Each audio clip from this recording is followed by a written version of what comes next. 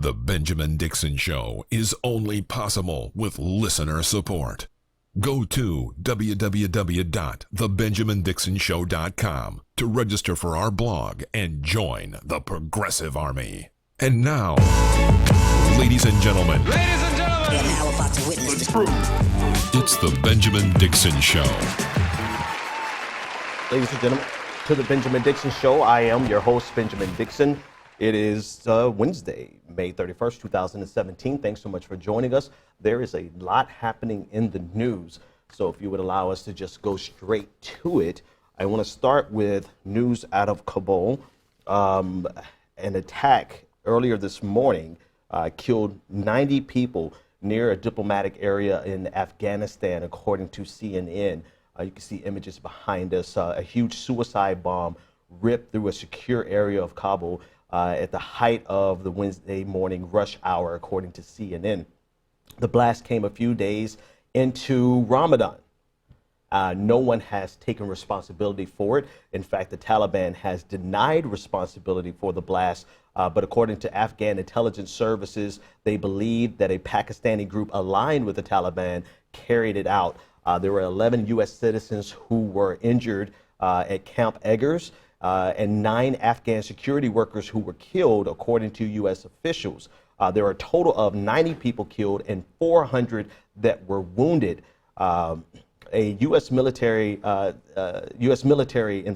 CNN that a checkpoint prevented the truck from getting closer to the embassies. And so this was a suicide bombing involving a person who packed a truck full of explosives, and the explosion killed 90 people and 400 more have been injured. This is breaking news as of today, earlier this morning, and so as we get more information, we will bring it to you. More in international news, but along the lines of America's role in international news, Donald Trump has hinted that he's going to pull America out of the Paris Climate Accords. On your screen behind us, you'll see an image that was provided by the Business Insider that shows you what America would look like if all of the ice in the Antarctic, all the ice caps melted. And you could see the entire eastern seaboard is gone.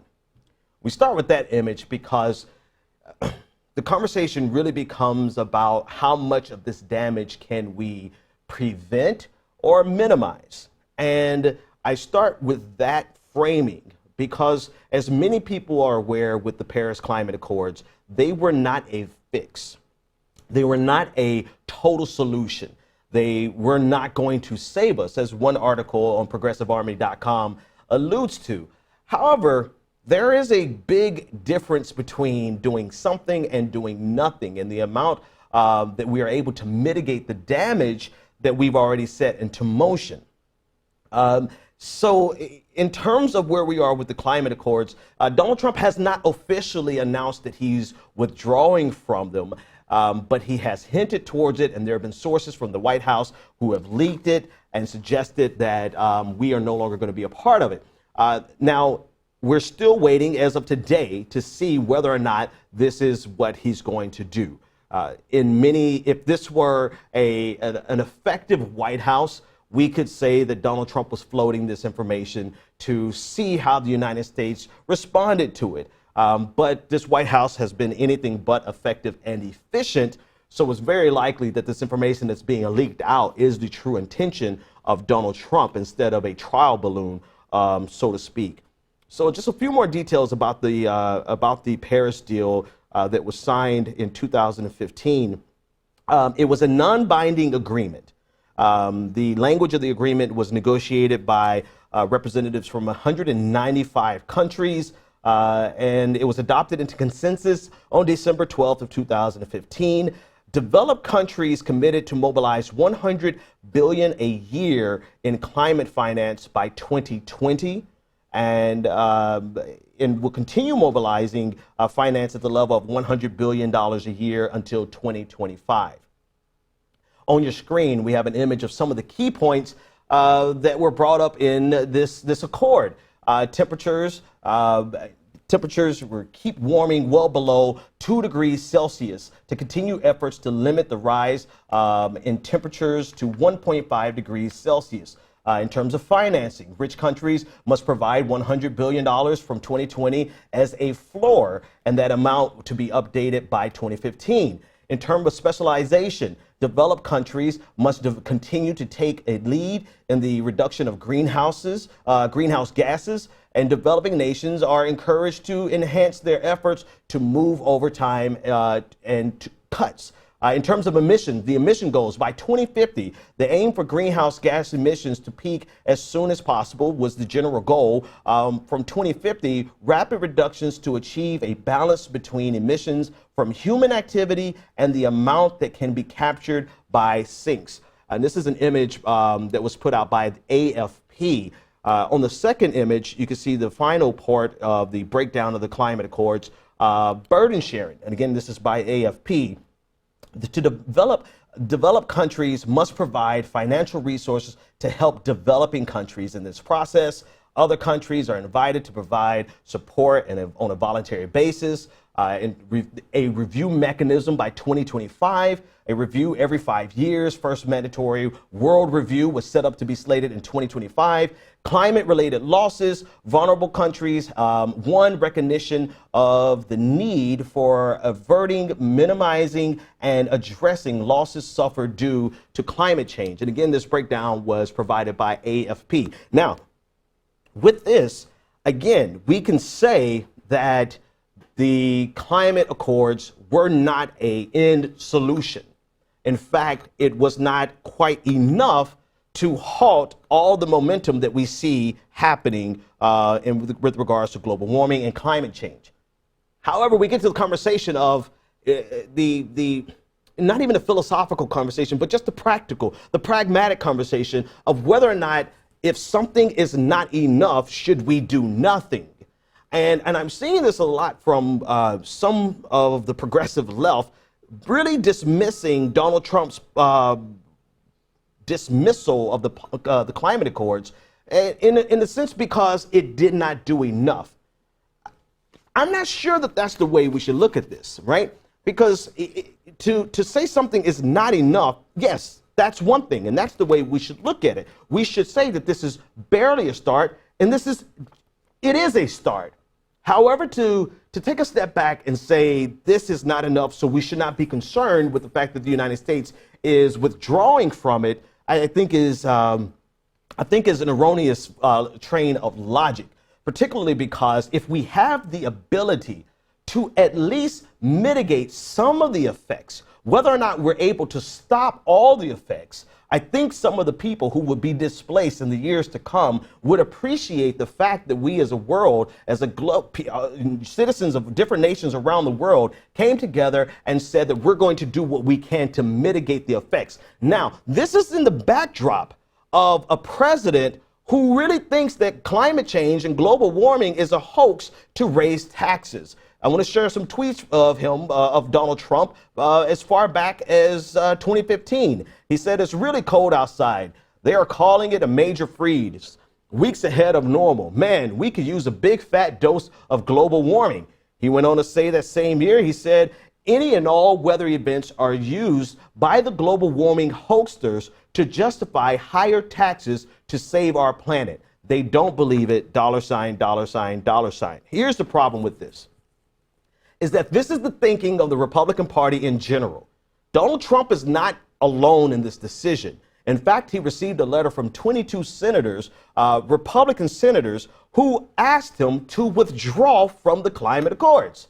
So we're dealing with a way of thinking. We're dealing with not only a denial of science, but the willingness to use a denial of science to further their own political and economic goals at the expense of future generations. So it's not just Donald Trump who we have to oppose in this issue. It's also the Republican Party as a whole.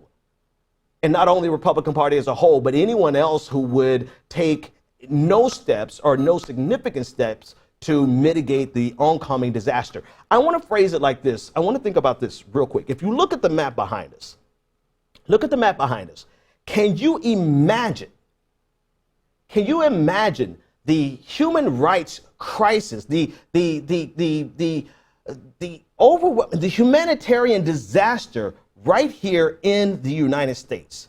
We're not talking about having an issue of foreigners being refugees. We're literally talking about Americans being refugees. That's what we're talking about. We're talking about Americans being shifted and displaced from the eastern seaboard to, can you imagine the breakdown in society where they estimate over 100 million Americans will be forced from their homes towards the center of America, towards the Midwest? And can you imagine what individual states will do at that point to protect themselves from refugees that are American citizens? And so we're not on a track where we are going to be able to stop the disaster. And I think we should be clear about that. The Paris Climate Accords were not enough, were not sufficient enough to halt this oncoming disaster. But to do nothing is to invite the maximum disaster. And to think about the position that that will put our children and our grandchildren in the next 50 to 100 years really should shine a light on the caliber of people who are leading this country. I want you to weigh in on the discussion, 857-600-0518. Let me know what you think about this story and any other story that we're discussing tonight. Here's another story of police, not only police brutality, but another incident of police killing. Yeah, we're going to have to start again. I have no idea what that was, and I'm sure the audience didn't hear it, but something crazy just happened around here that honestly just threw me the hell off. I have to just be honest with you for a second. All right, let's start, because this story is very serious. It's actually a very tragic story. There was another teen who was killed by police officers on Friday, May 26th. Now, this is coming from a Facebook post of Sean King. And anyone who's ever worked with Sean King, you know, a lot of times he's the first to get this information. Families reach out to him. In fact, I reached out to him when one of my friends were killed by the police. And so this is the information that was given to Sean King firsthand. And he said on Friday, May 26th, 15-year-old Darius Smith was executed by an off-duty law enforcement official. He was shot twice in the legs, then 3 more times at close range in his chest.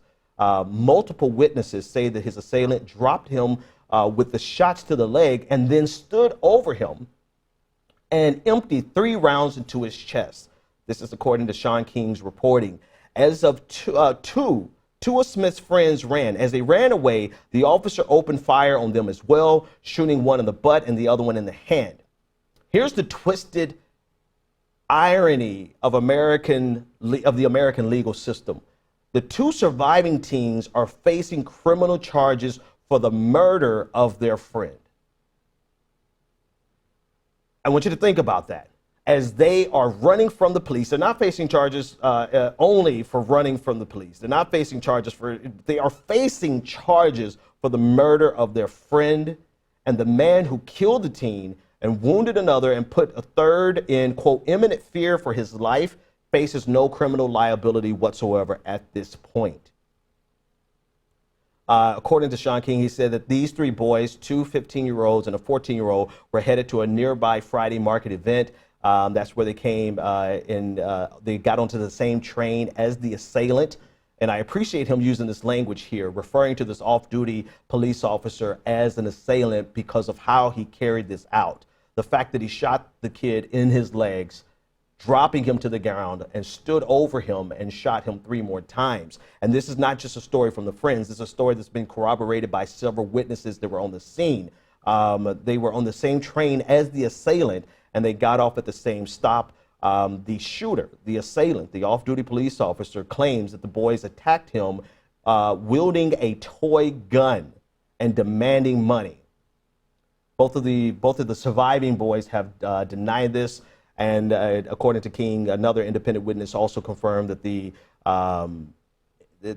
criminal intent was that of the assailant and not the young boys. But this, again, is another example of an execution by our policing agencies. 15-year-old Darius Smith killed over the weekend, Friday, May 26th. Another news story of a police killing is actually an update on Police Sergeant Hugh Berry and the case of Deborah Danner. We're going to be joined momentarily by one of the members of the Progressive Army as she was reporting on this. She actually reported this. Jamie Miller reported on this a year ago, and she did an update on this story earlier today. But Deborah Danner was a mentally ill New Yorker, 66-year-old black woman suffering from schizophrenia. She was known to the policing agencies. She was known to the New York police. They had to come to her home several times before. And in this instance, she took out a bat because of the police being in her property, and she was shot to death by Police Sergeant Hugh Berry. The update as of today is that Hugh Berry was arrested on the 31st today for in the shooting death of Deborah Danner. He faces charges for second-degree murder, first and second-degree manslaughter, and criminally negligent homicide, according to unnamed sources in the NYPD. This arrest follows, according to the reporting on ProgressiveArmy.com by Jamie Miller, this arrest follows months of investigations into the death of Danner, who was 66 years old at the time and suffered from schizophrenia.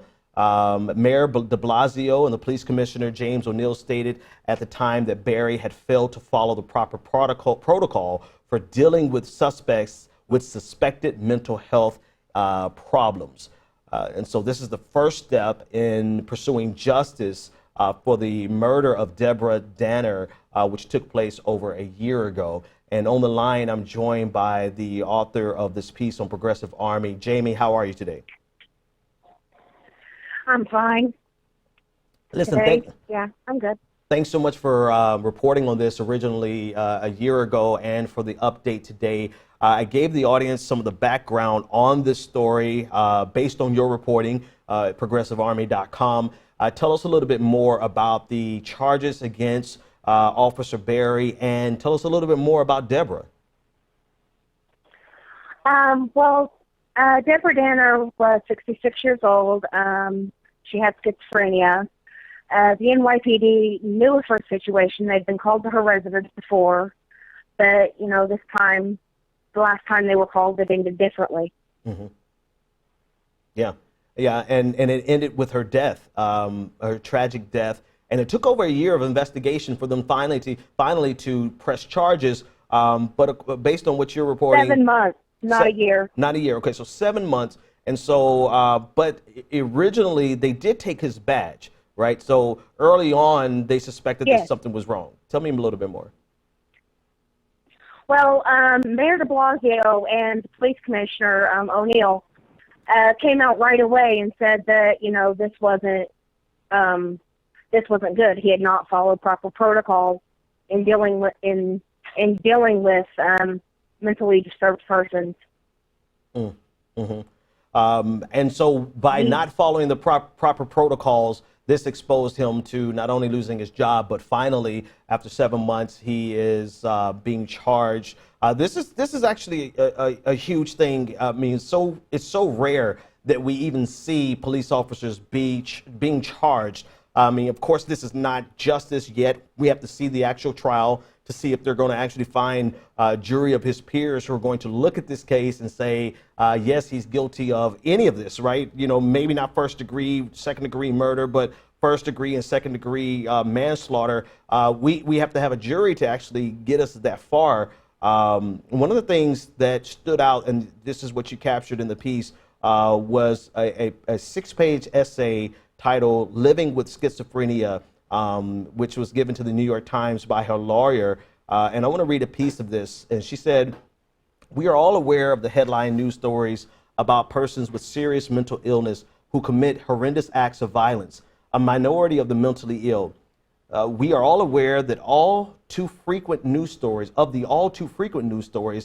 the mentally ill who come up against law enforcement instead of mental health professionals and end up dead." And this was written by Deborah Danner before she was killed. And as she is talking about the reality of living with mental health issues in the United States and having to deal with the police officers who are not mental health officials or experts. Oftentimes it leads to the death of a person who's struggling with mental health issues.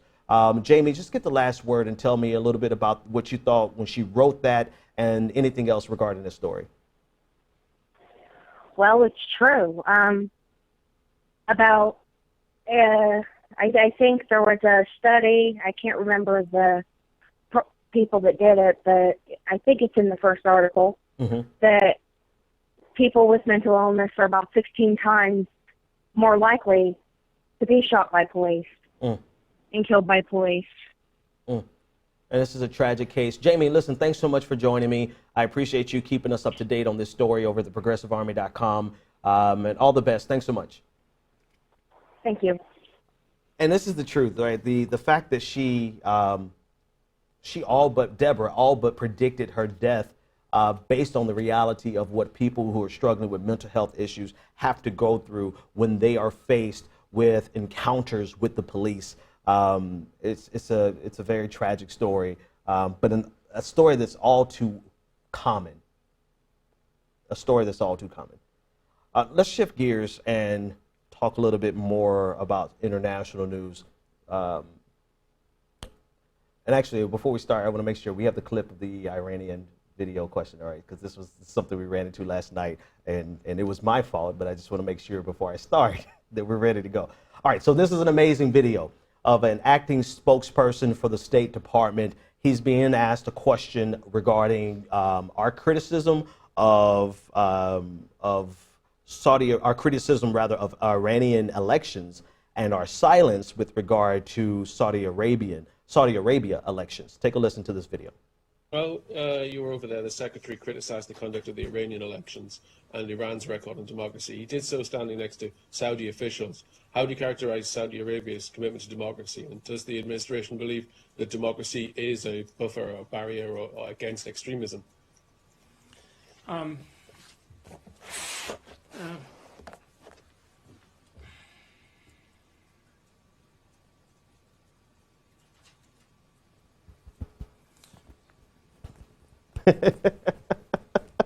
The silence is deafening.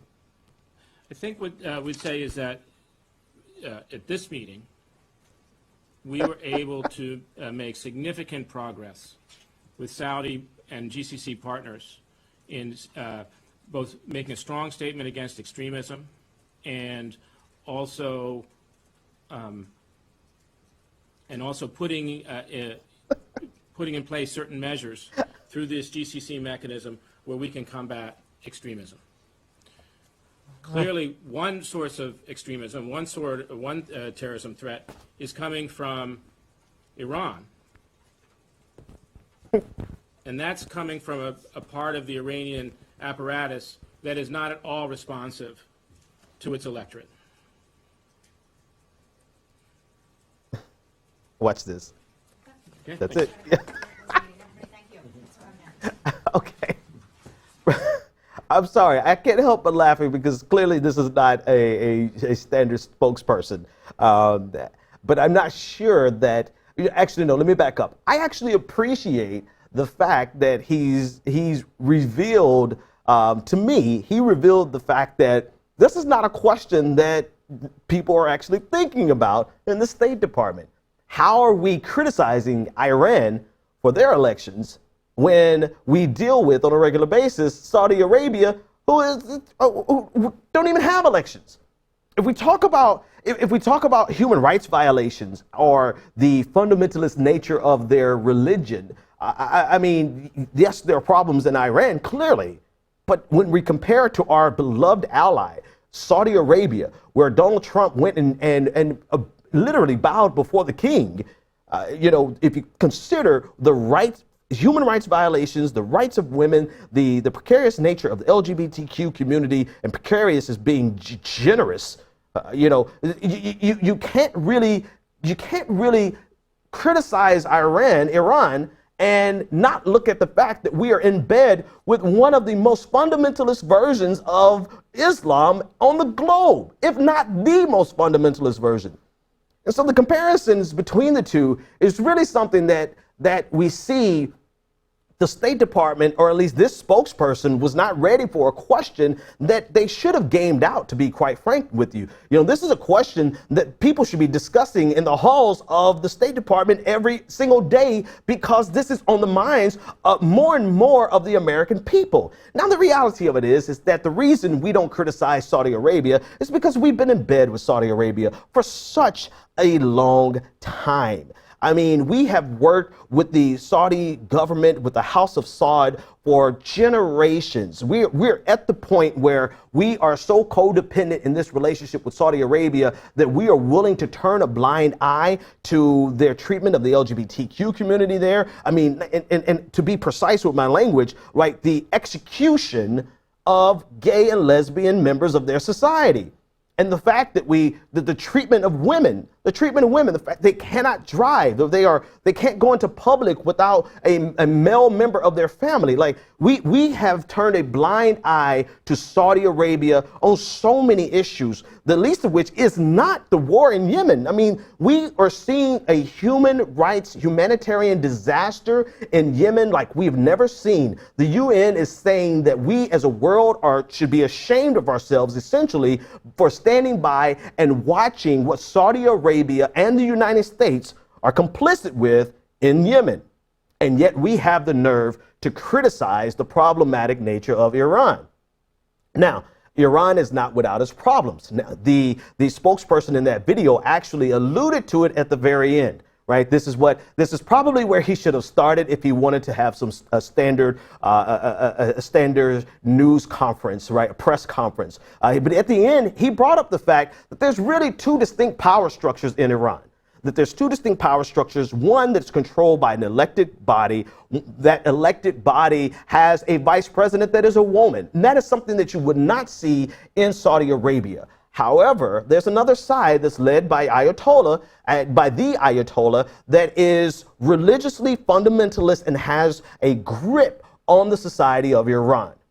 Now, that is something that he could have put up front, but he couldn't because he was thrown off by a very straightforward question. How do we criticize the problems of Iran, particularly with regard to their elections, and we're in bed with a nation that doesn't even allow elections?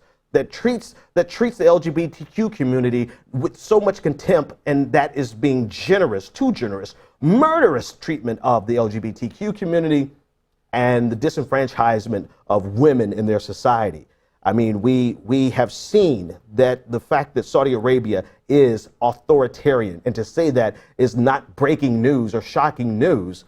But what's shocking news is the fact that we're in bed with them continuously, so much so that we would turn a blind eye to what happens to members of their own country and to members to the people of Yemen while this war rages on in the area.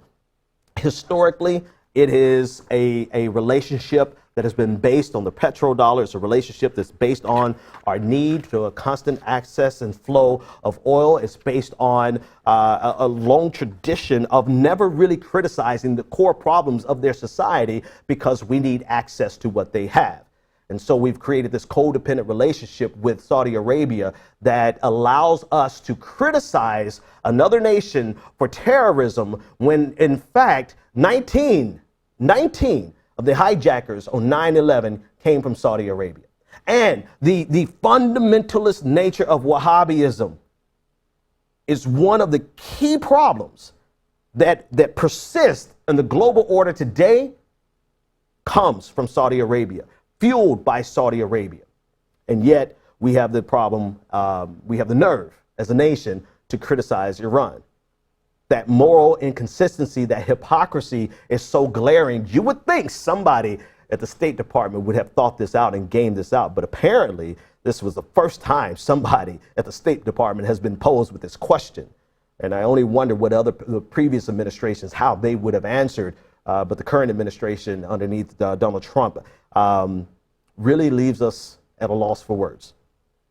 857-600-0518 if you want to weigh in on the conversation. Let's shift to domestic news, LeBron James, NBA star, former Miami Heater.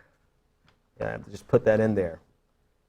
LeBron James, now with that team from Cleveland. I'm not sure what that team's name is, but in serious news, though, in all seriousness, his LA home was vandalized with the N-word on today, according to TMZ Sports. They're reporting that his home was the target of a hate crime. Someone sprayed the N-word on the front gate, and detectives are now investigating. According to this report by TMZ News, multiple LAPD units and a neighborhood patrol vehicle responded to the home early Wednesday morning. They were told that the word was, quote, scrawled on the outer gate. Investigators are looking to the security footage to see if they could track down who actually did it. The graffiti obviously has been removed. LeBron nor his family were there, and so his family is safe, but they're not beyond the reach of racism, not geographically or socially or economically. They are not beyond the reach of racism. And we have several clips from Anthony Slater of San Joe Mercury News on Twitter of LeBron James responding to this. So let's take a look at the first clip. But I mean, I look at it as this. I mean, if this is to shed a light and continue to keep the conversation going on my behalf, then I'm okay with it. And my family is safe. At the end of the day, they're safe, and that's the most important. And so that was his first response. His first response is that he still has a say. His family is safe, and that's what's most important to him. Here's the second clip. Take a listen. It just goes to show that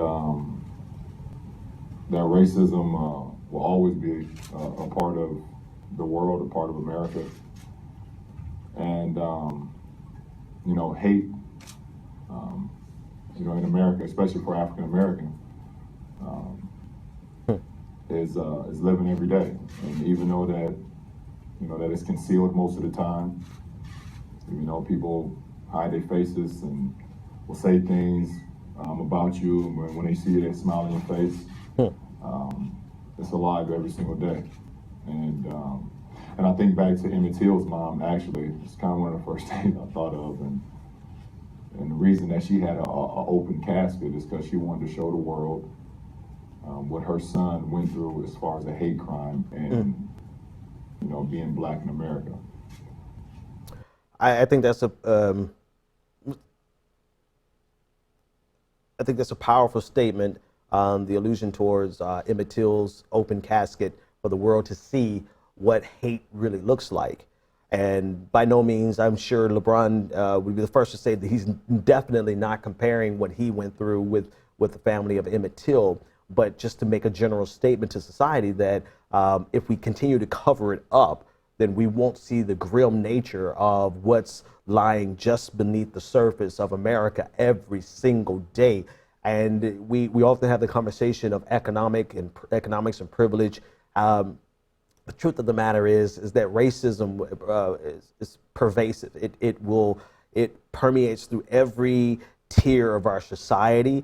And in this rich, posh neighborhood of LA, where everyone should be liberal, probably, right? Where the place where you would least expect it, it reared its ugly head.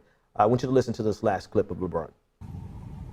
So it's like no matter how much money you have, no matter how famous you are, no matter how many people admire you, being black in America is tough. And we got a long way to go, for us as a society and for us as African Americans until we feel equal in America.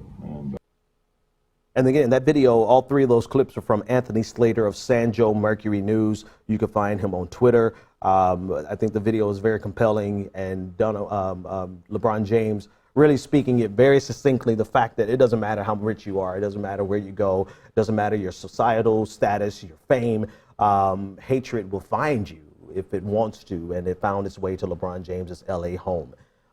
I want to get you to weigh in on the conversation. Leave some comments in the comment section. What do you think about any of the stories that we've covered so far? If you want to weigh in on the discussion, you can always call in 857-600-0518. If the phone lines are busy, then you can leave a voicemail and we will play the voicemail on air.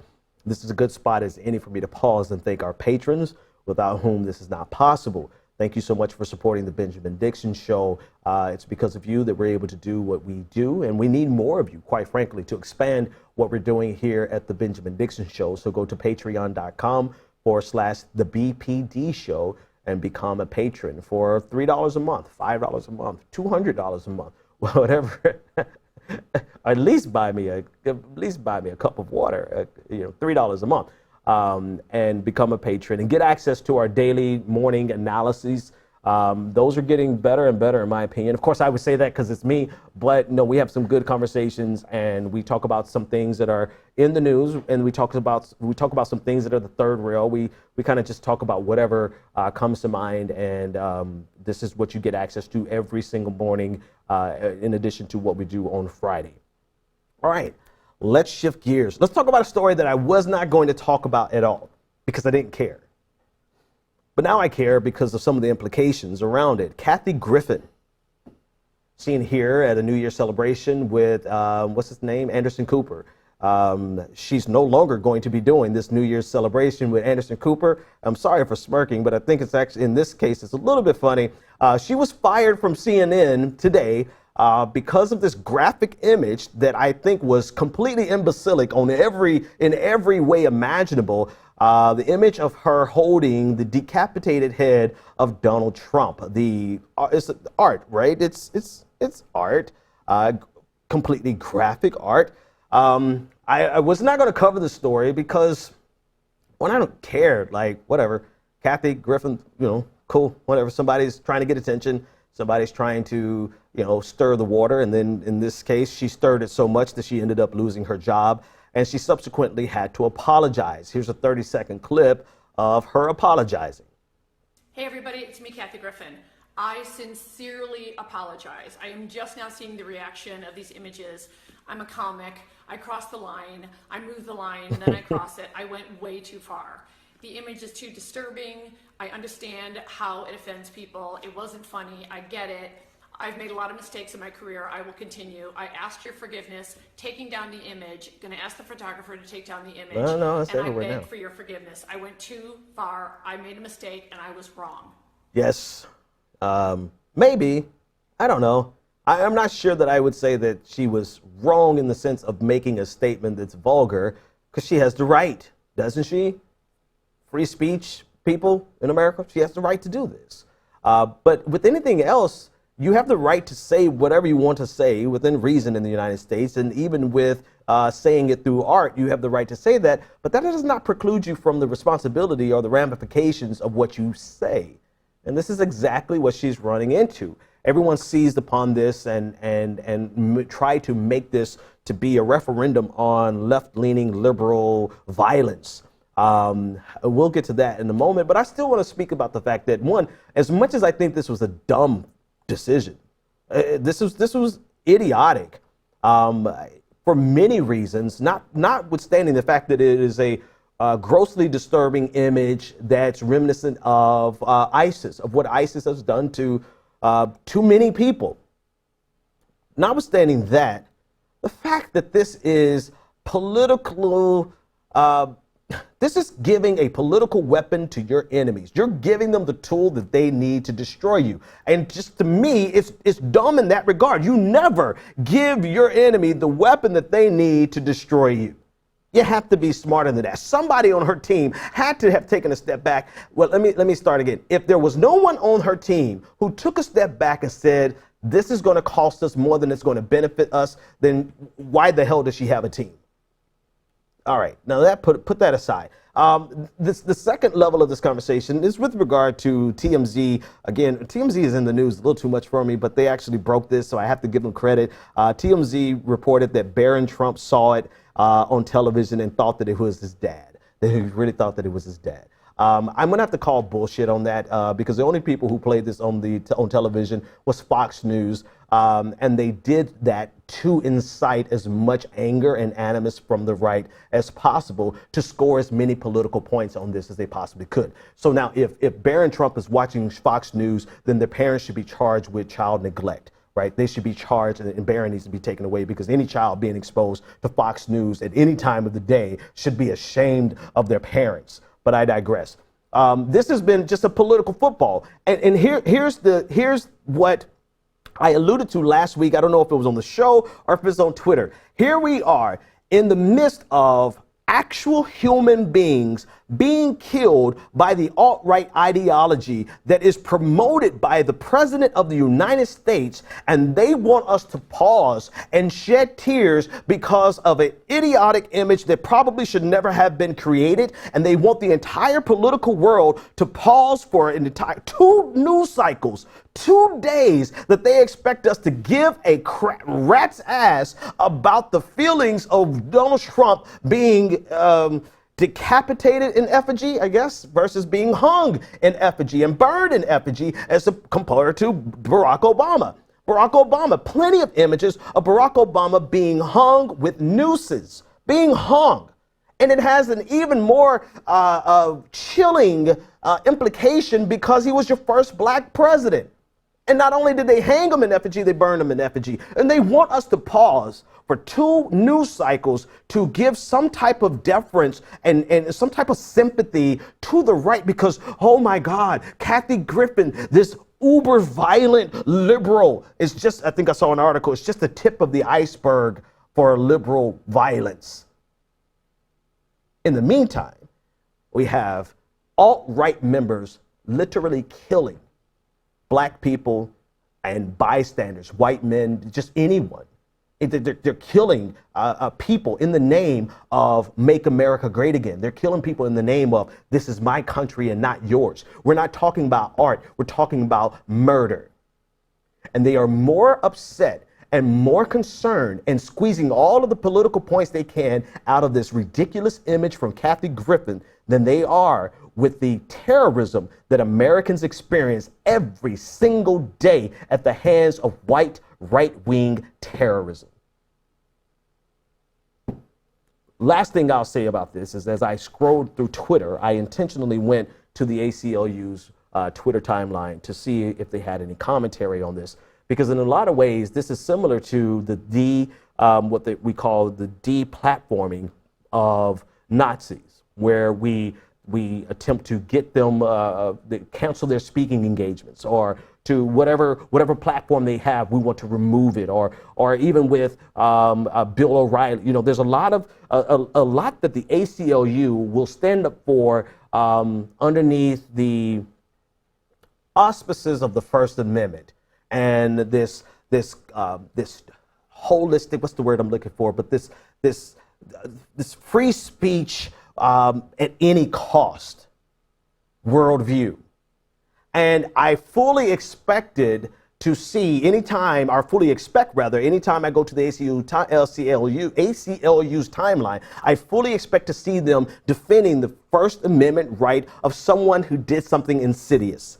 Most of the time, it happens to be Nazis or members of the alt-right who do something so nefarious, something so insidious that it requires the people to rise up and to deplatform them. And time after time, we see the ACLU standing up for them. I went intentionally to see if we could find something, a statement, any kind of statement, anything with regard to Kathy Griffin's First Amendment right to do this. And I'm scrolling, and I'm scrolling, and I'm still scrolling, and I see nothing. If it's so important for us to stand up for hate speech and speech that we disagree with in any form, in any format, then this is something that the ACLU, not stand up for them for her to keep her job, no, but just to make the statement like they would on any other occasion when it's something that's coming out of the mouth of a Nazi, that while we disagree with what Kathy Griffin said and did in this art, she clearly had the right to do it. 857-600-0518 is the number to call. But maybe it's good that not many people are calling tonight, because I still think we have like 8 stories to get through in 15 minutes. Rich homie Quan, rapper, was arrested. The Atlanta rapper was on his way to perform at Club Liquids in Wadley, Georgia on Saturday night, May 27th, when he was stopped at a police checkpoint. He was stopped on suspicion of carrying a stolen gun and drugs.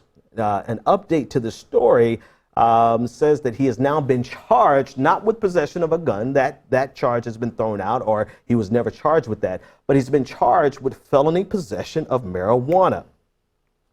There's a possibility with the felony possession of marijuana in the state of Georgia that he could face up to 30 years in prison, not for the possession of a gun. He was not charged for that. He's being charged with felony possession of marijuana.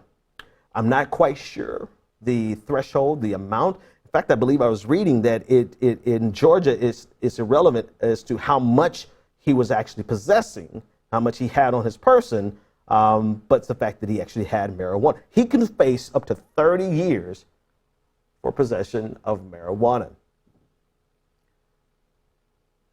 Not cocaine, not heroin, hell, not even something as dangerous as cigarettes, not even something as dangerous as caffeine. He could face a potential of 30 years in prison for marijuana. There are some references to the fact that he may have had ecstasy on him, but the charge itself is not regarding ecstasy. The charge itself is not regarding any possession of a firearm. The charge is felony. This is not really a statement so much as to the problem that rich homie Quan is going to go through. This is a problem of Georgia state law and the disposition across the country with regards to marijuana.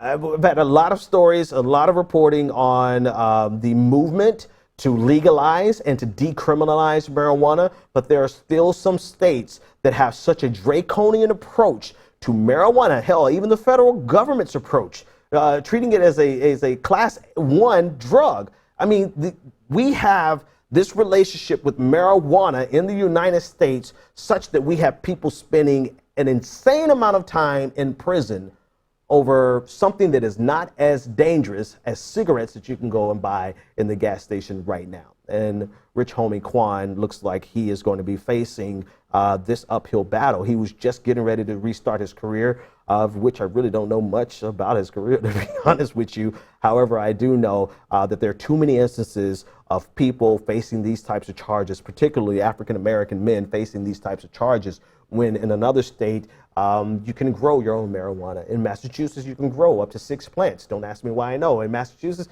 all across the country, the treatment and the relationship we have with marijuana is changing. And here we are in the state of Georgia, or there they are in the state of Georgia, treating it as though it was something as illicit as heroin. And now we have an Attorney General, Jeff Sessions, who believes marijuana is the most evil drug known to man, and he's coming down on people across the country accordingly. In other news, there was an ICBM test. The United States, according to CNN, this was on yesterday, the United States successfully intercepts and destroys target in missile test. The Pentagon tested an anti-ICBM missile defense system over California on yesterday.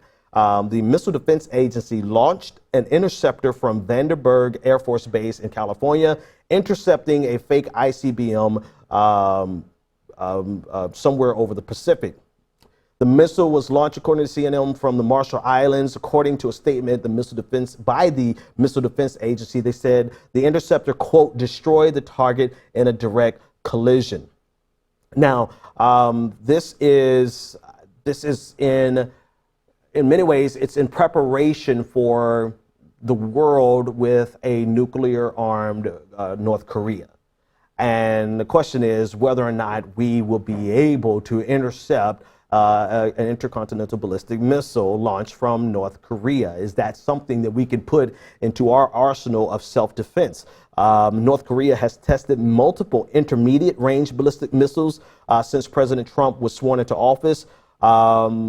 in a real attack, realistically speaking, there's going to be more than one coming towards the United States. So the question is not whether or not we can intercept one ballistic missile, it's whether or not we can intercept dozens, if not hundreds, and in an all-out confrontation, thousands of intercontinental ballistic missiles.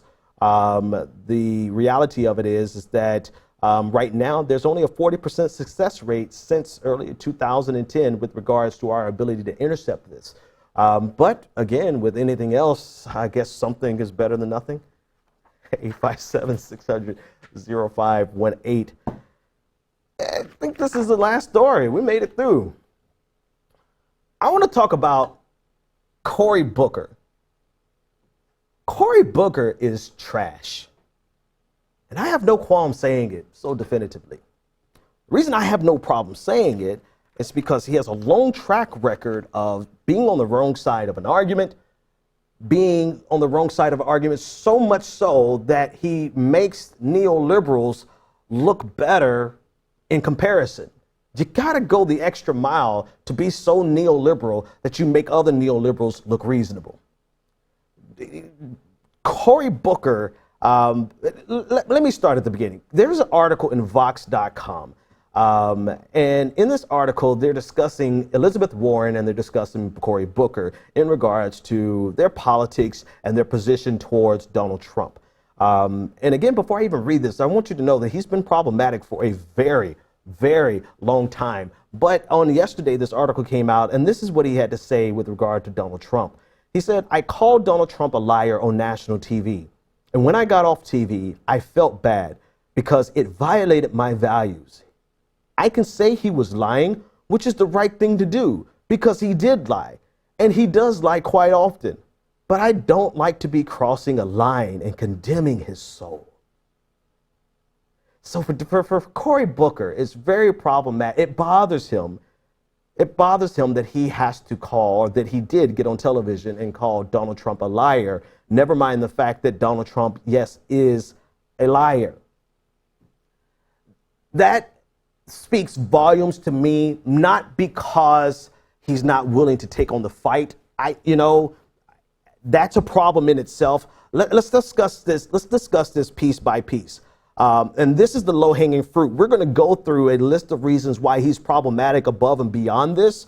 But when you're dealing with a person like Donald Trump, we don't have time for milquetoast liberals who are afraid to even call the man a liar, when he will call Elizabeth Warren Pocahontas, when he will mock disabled reporters. I mean, I don't even have to go down when he will call Mexicans rapists. We don't even have to go down the list of all the things that are problematic with Donald Trump. And I hear people say, this is what he followed up with in that article. He said, he quoted Martin Luther King, "You can't drive out darkness with darkness, you have to drive it out with love." I get it.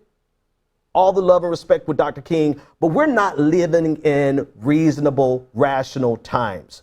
We are not living in times where you can ostensibly take the higher road all of the time. We need people who will get into the fight and fight like their life depended on it, because in many cases, your life does depend on it.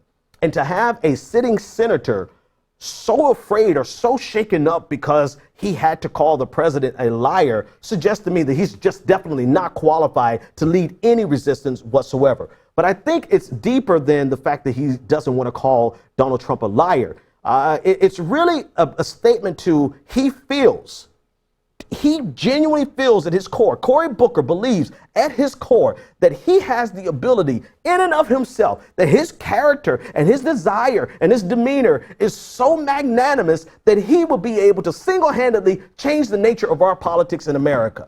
I'm sorry, Cory Booker, we tried that with Barack Obama, and he learned later than he should have, but he learned that American politics are more intransigent than all of your hope and dreams. All your hope and desires to bring a consensus between two sides. And to me, this speaks not only to some idealistic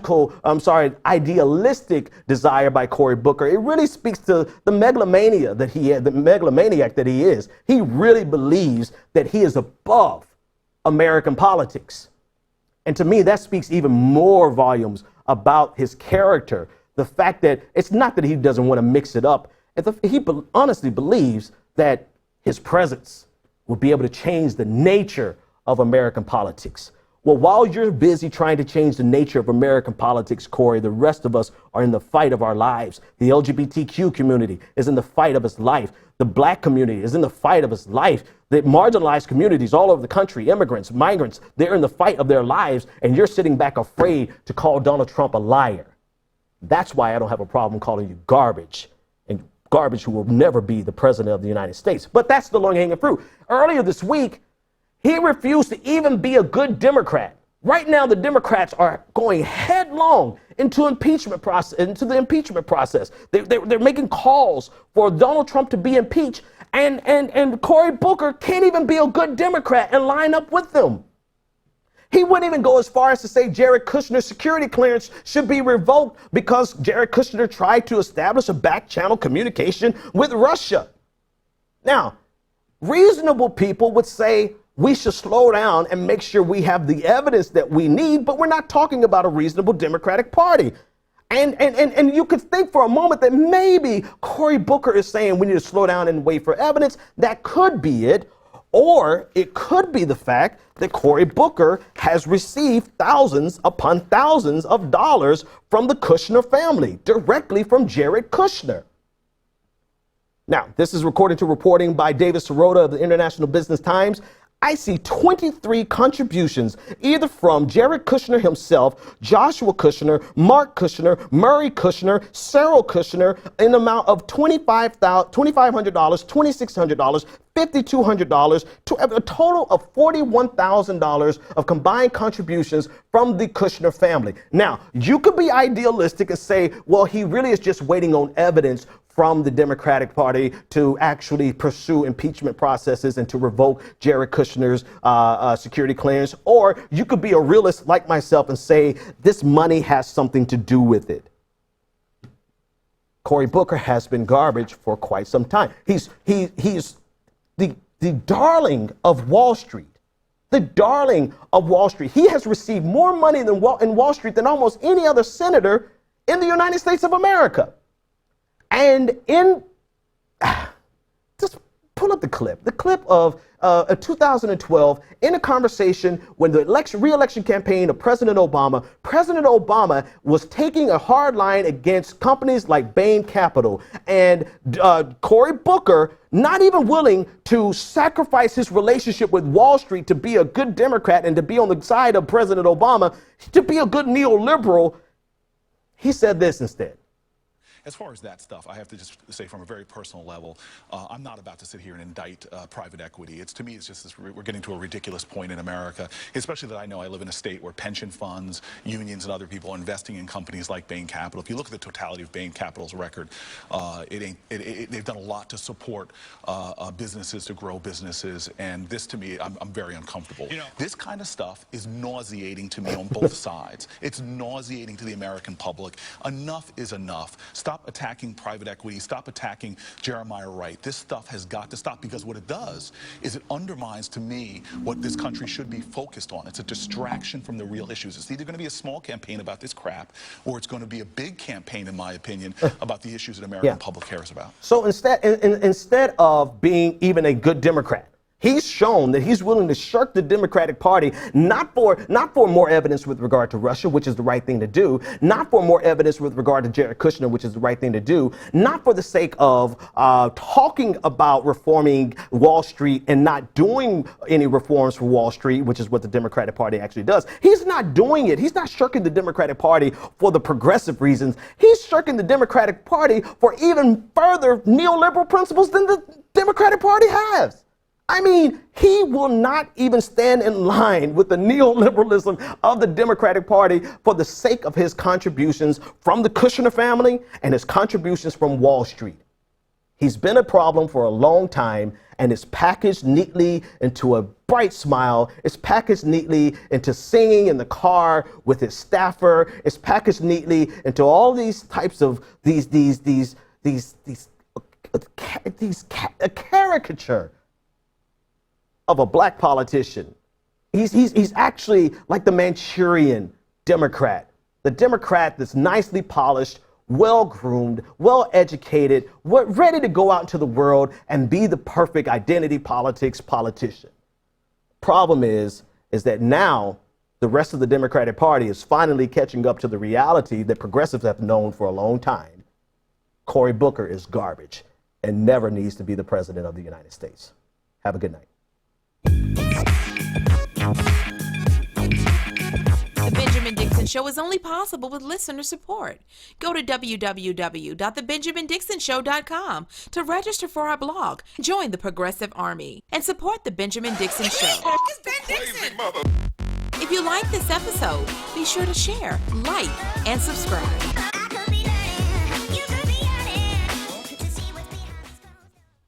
Consider becoming a Patreon. Go to www.patreon.com/The BPD Show and support The Benjamin Dixon Show.